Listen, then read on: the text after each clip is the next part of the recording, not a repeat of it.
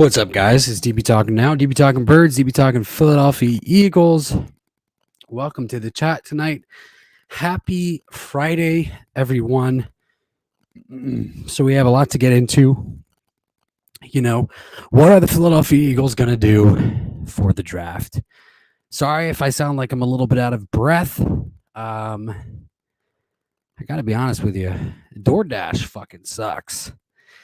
DoorDash sucks. I waited 50 minutes for my dinner to arrive, and lo and behold, found out that it was canceled 50 minutes after waiting because there was an issue with the driver. Now, I hope nothing bad happened, obviously, of course, but still, it's not very good customer service.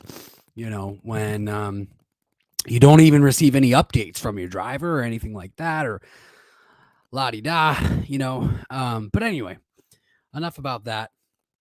This is DB Talking Now, DB Talking Birds, DB Talking Philadelphia Eagles, the DB Talking Now podcast. We are on the road to the draft, and we are, getting closer and closer to draft day as the days progress. And, Matt Corral was in for a visit, I believe, within the last 24 to 48 hours.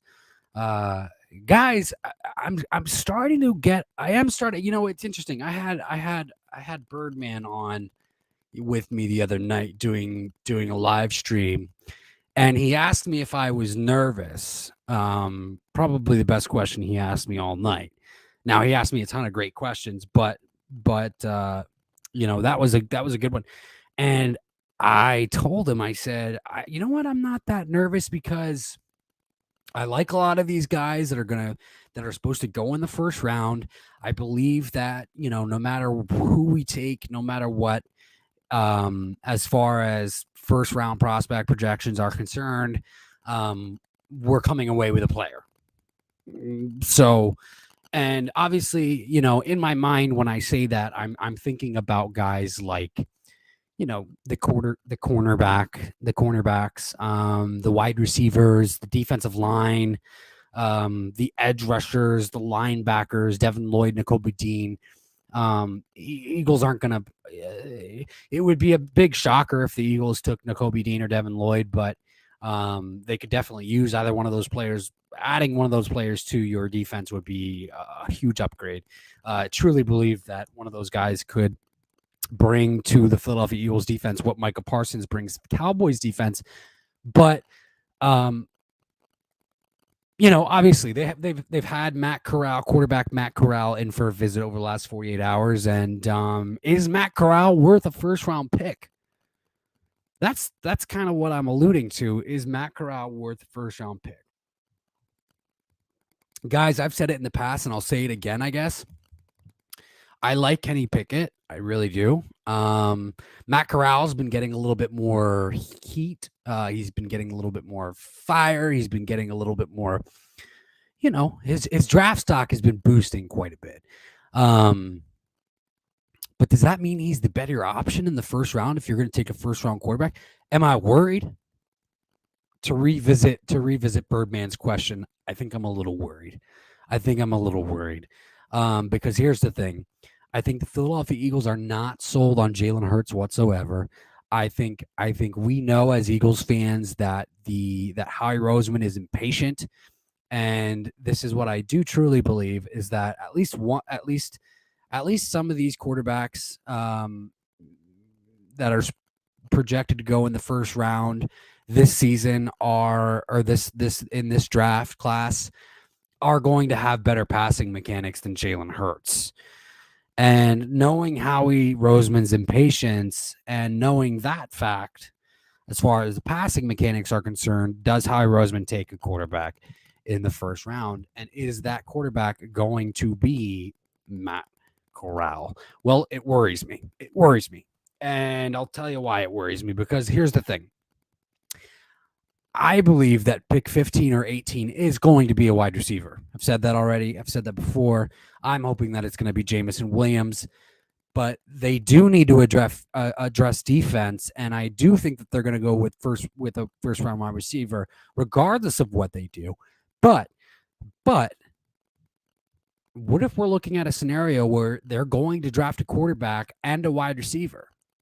I mean, that could totally screw things up. And honestly, if that's the case, then that just sheds light on the importance of bringing in Tyrann Mathieu, the Honey Badger.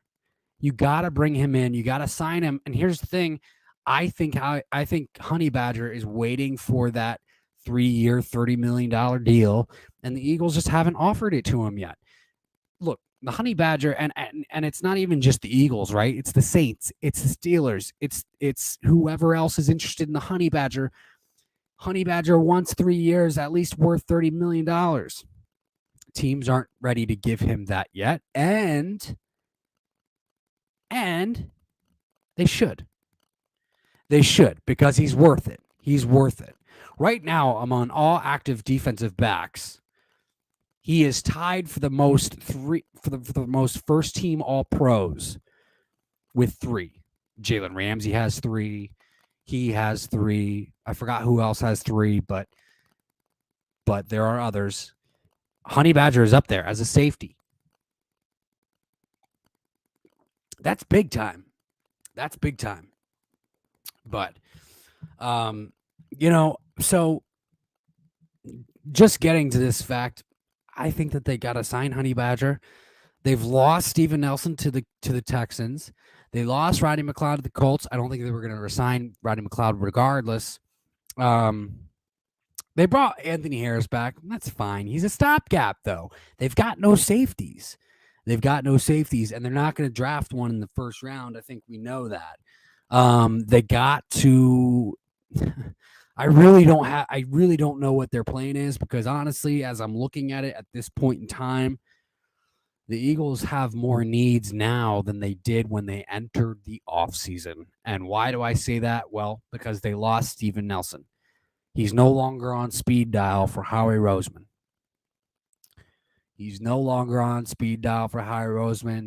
The Indianapolis Colts just signed Stephon Gilmore. I think that they overpaid him, but they still lost out on the Stephon Gilmore sweepstakes, I guess, because apparently the rumor has it that they were heavily interested in Stephon Gilmore. Do I think that would have been a waste? No, I'm not going to say it would have been a waste. I mean, it would have been a perfectly fine stopgap, but I'm not gonna overpay for Stephon Gilmore, who's going to be a stopgap, and that's exactly what the Colts did. So, guys, as of right now, the Eagles are going to be in the cellar.